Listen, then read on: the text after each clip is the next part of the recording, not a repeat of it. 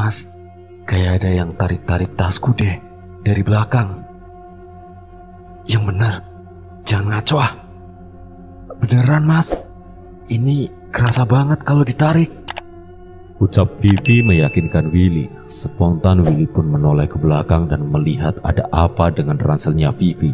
Ketika dia melihat ke arah ransel yang dipakai Vivi, ranselnya sih tidak ada yang aneh. Yang aneh tuh boneka beruang yang tadinya terlihat lucu, sekarang berubah menjadi boneka yang sangat seram. Matanya melotot keluar, mulutnya berdarah, terlihat sobek di bagian dadanya.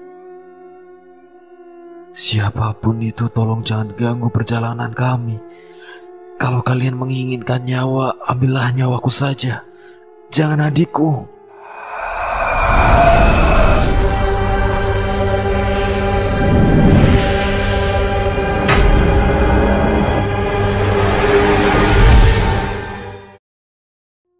Willy adalah kakak kandung Vivi.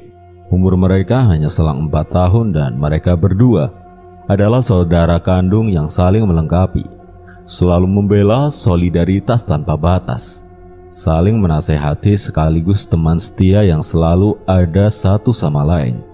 Ya, meskipun sesekali Willy suka berbuat jahil kepada Vivi.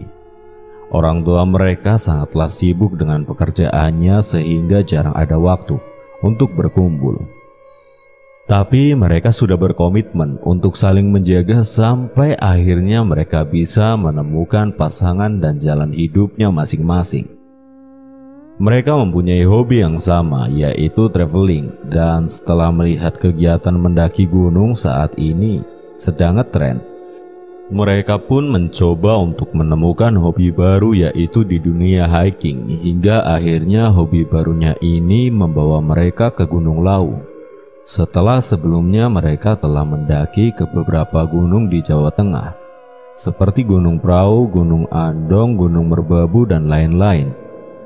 Karena merasa ingin sekali menginjakan kakinya di puncak perbatasan Jawa Tengah dan Jawa Timur, Willy pun menuruti permintaan Vivi ini dan mengagendakannya. Setelah mempunyai waktu luang, mereka pun berangkat dari tempat tinggalnya di Semarang menuju ke base camp Gunung Lawu via Ceto dengan menggunakan mobil. Kenapa memilih via Ceto? Karena menurut beberapa artikel yang sudah dibaca Willy, jalur Ceto memiliki view yang lebih bagus meskipun jalurnya dominan lebih panjang daripada jalur Cemoro Sewu dan Cemoro Kandang. Malam itu sekitar pukul 8 malam mereka sampai di base camp Ceto. Sesampai di sana mereka memutuskan istirahat dan mendirikan tenda di dekat mobilnya untuk menunggu pagi. Singkat cerita, pagi pun tiba. Willy yang sudah bangun lebih dulu langsung mengurusi Maxi dan sengaja membiarkan Vivi tetap tidur. Setelah selesai mengurusi Maxi, barulah Willy membangunkan Vivi dan mengajaknya untuk sarapan. Setelah sarapan, mereka pun bersiap-siap untuk memulai pendakian hari ini juga. Setelah semua perlengkapan sudah siap, tidak lupa mereka berdoa, kemudian memulai pendakian. Di dalam pendakian itu, Vivi sengaja membawa boneka teddy bear dan lonceng yang digantungkan di belakang ranselnya. Boneka itu adalah pemberian dari Willy sebagai hadiah ulang tahunnya Vivi yang ke-18 lalu. Boneka itu selalu ikut kemanapun dia mendaki. Bisa dibilang itu adalah benda yang paling disukai Vivi. Terus berjalan melewati beberapa candi yang konon peninggalan Majapahit.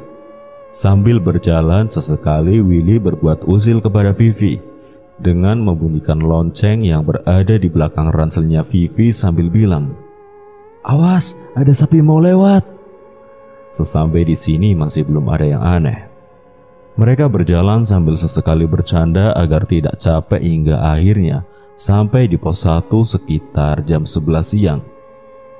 Sesampai di pos 1, mereka pun berhenti sebentar untuk melepas penat. Setelah 15 menit istirahat, mereka pun lanjut berjalan hingga sampai di pos 2 sekitar setengah 1 siang. Singkat cerita, sampailah mereka di area sabana luas yang disebut Bulak Peperangan. Sesampainya di situ, mereka sangat takjub dengan pemandangan yang disuguhkan.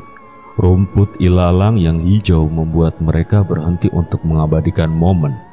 Mereka pun menepi ke sebelah kiri jalur pendakian yang di situ terdapat sebuah bukit dan banyak pohon berjajar. Sesampai di situ, mereka pun melepaskan ranselnya masing-masing dan duduk santai sambil sesekali mengabadikan momennya. Vivi mengambil boneka yang tergantung di ranselnya untuk diajak berfoto. Lalu dia menggantungkan boneka itu di salah satu pohon yang terdapat di situ. Setelah boneka itu digantung, mereka duduk lagi sambil menikmati cemilan. Nah, mulai dari sini satu persatu keanehan mulai mereka alami. 15 menit kemudian ketika mereka sedang asyik duduk sambil memakan cemilan, tiba-tiba Willy mendengar ada suara anak kecil tertawa lirih tepat di belakangnya. Sontak Willy pun terdiam dan suara tawa itu masih saja terdengar. Di sisi lain Vivi juga terdiam dan mendengarkan hal yang sama. Lalu Willy bilang pada Vivi, "Vi, dengar gak?" Sambil memegang cemilan, Vivi hanya mengangguk sambil menatap tajam ke arah Willy. Seketika itu bulu kuduk langsung berdiri. Karena merasa ada yang aneh, Willy cepat-cepat mengajak Vivi untuk segera meninggalkan tempat itu. Mereka kembali menggendong ranselnya masing-masing dan tidak lupa Vivi mengambil boneka yang tadi masih tergantung di pohon untuk digantungkan kembali di ranselnya, kemudian lanjut berjalan. Sambil berjalan, Willy merasa deg-degan. Dia merasa bahwa di tempat tadi ada makhluk halus yang sedang menggodanya. Willy meminta kepada Vivi agar sedikit mempercepat jalannya, tapi jalannya Vivi malah semakin lambat. "Vi, ayo cepet sedikit jalannya. Tasku kok tiba-tiba berat banget ya mas," ucap Vivi. Vivi merasakan berat di bagian ranselnya. Rasanya ransel itu lebih berat 2 kali lipat dari sebelumnya. Jadi sambil berjalan, Willy berusaha membopong ransel yang digendong Vivi, hingga sampailah mereka di area Gupakan Menjangan. Ketika hari sudah sore, sesampainya di Gupakan Menjangan, Willy merasa lega karena bisa bertemu dengan beberapa pendaki lain yang sedang ngecamp. Dan anehnya, ransel yang tadi terasa berat itu sudah tidak terasa berat lagi dan terasa seperti biasa. "Mas, udah lepasin, tasnya udah gak berat kok," ucap Vivi kepada Willy setelah sampai di Gupakan Menjangan. Willy merasa ini benar-benar aneh. Lalu mereka bergegas membongkar ranselnya masing-masing dan mendirikan tendanya untuk ngecamp. Setelah tenda sudah berdiri, Willy meminta kepada Vivi untuk memasukkan semua barang-barangnya ke dalam tenda. Sementara dia sedang sibuk mempersiapkan alat masak untuk masak. Setelah semua barang dimasukkan, Vivi pun ikut membantu Willy memasak di depan tenda dan tidak lupa menggantungkan boneka beruang kesayangannya di tengah-tengah pintu tenda. Malam itu mereka memasak sambil bercanda. Setelah masakan sudah matang, mereka pun makan dan dilanjut dengan menikmati minuman hangat di depan tenda. Nah, ketika sedang asyik bercanda di depan tenda itu, tiba-tiba samar-samar Willy mendengar suara tangisan anak kecil dari belakang tendanya. Willy mengabaikan dan menganggap itu hanyalah halusinasinya saja. Malam semakin larut, terlihat jam sudah menunjukkan pukul 9 malam. Terlihat beberapa penghuni tenda lain sudah istirahat di dalam tendanya masing-masing. Willy pun mengajak Vivi untuk masuk tenda dan beristirahat karena besok mereka masih ada perjalanan ke puncak Hargo Dumilah. Ketika akan masuk ke dalam tenda, tanpa disengaja sambil berjalan pandangan Vivi melihat ke arah tenda sebelah yang penghuninya sudah tidur. Dan di situ dia sempat melihat ada anak kecil berambut panjang yang mengintip ke arah tenda mereka, tepatnya di sebelah tenda pendaki lain tersebut. Melihat itu, Vivi sedikit tersentak. Sesampainya di dalam tenda, dalam hati dia berkata, "Yang aku lihat tadi apa ya?" Karena merasa itu hanyalah perasaannya saja, Vivi pun mengabaikannya lalu bergegas ke posisi tidurnya. Sementara Willy dia masih sibuk membereskan alat masak di sebelah pintu tenda. Setelah selesai membereskan peralatannya, Willy pun masuk dan tidur di sebelah Vivi. Malam semakin larut, sekitar jam 12 malam Vivi terbangun dan mencari boneka beruangnya. Tapi tidak ada. Setelah dicari-cari barulah dia ingat kalau bonekanya itu masih tergantung di depan pintu tenda. Mengingat itu, Vivi pun lekas mengambilnya dan membawa boneka itu tidur bersamanya. Beberapa jam kemudian Willy pun terbangun karena merasa ada yang menggoyang-goyangkan badannya.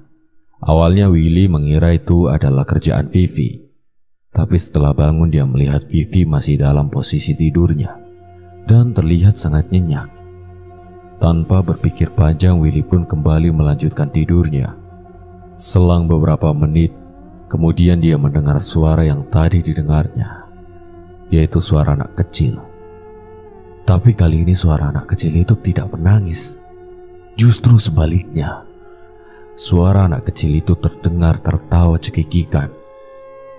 Willy mencoba mengabaikan suara itu, tapi suara itu terus terdengar di telinga Willy. Karena penasaran, akhirnya Willy memutuskan untuk mengambil headlampnya dan menengok keluar untuk mencari sumber suara tersebut. Setelah membuka tenda, dia menoleh ke kanan kiri sambil mengarahkan headlampnya seirama dengan arah pandangannya. Tapi yang terlihat hanyalah tenda pendaki lain dalam keadaan gelap. Kemudian dia mengarahkan headlampnya ke arah sebelah tendanya. Betapa terkejutnya Willy ketika melihat ke arah sebelah tendanya.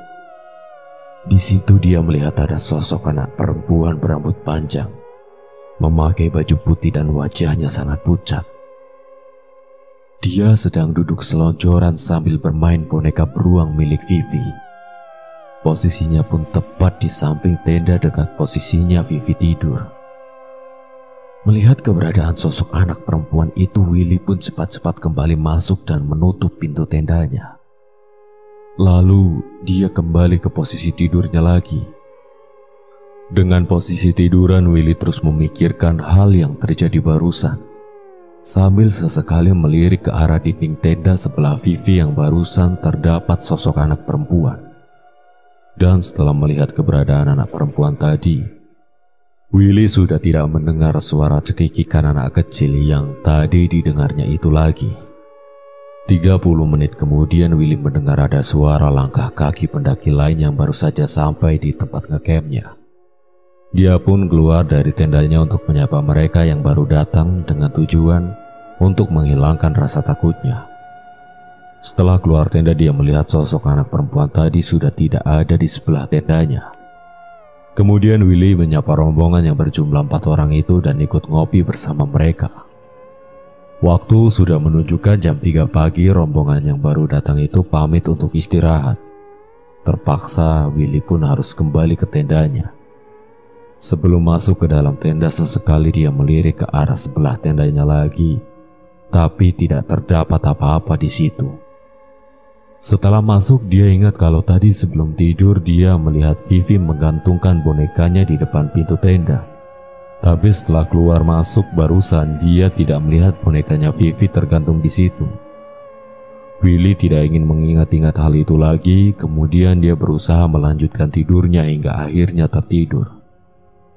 Pagi pun tiba, sekitar jam 5:30 pagi Willy terbangun. Setelah bangun, dia melihat Vivi sedang membangunkannya sambil memegang boneka beruangnya. Melihat itu, Willy langsung bertanya pada Vivi. Vi, semalam bonekamu kamu taruh di mana? Di sini aku pakai buat guling. Kenapa?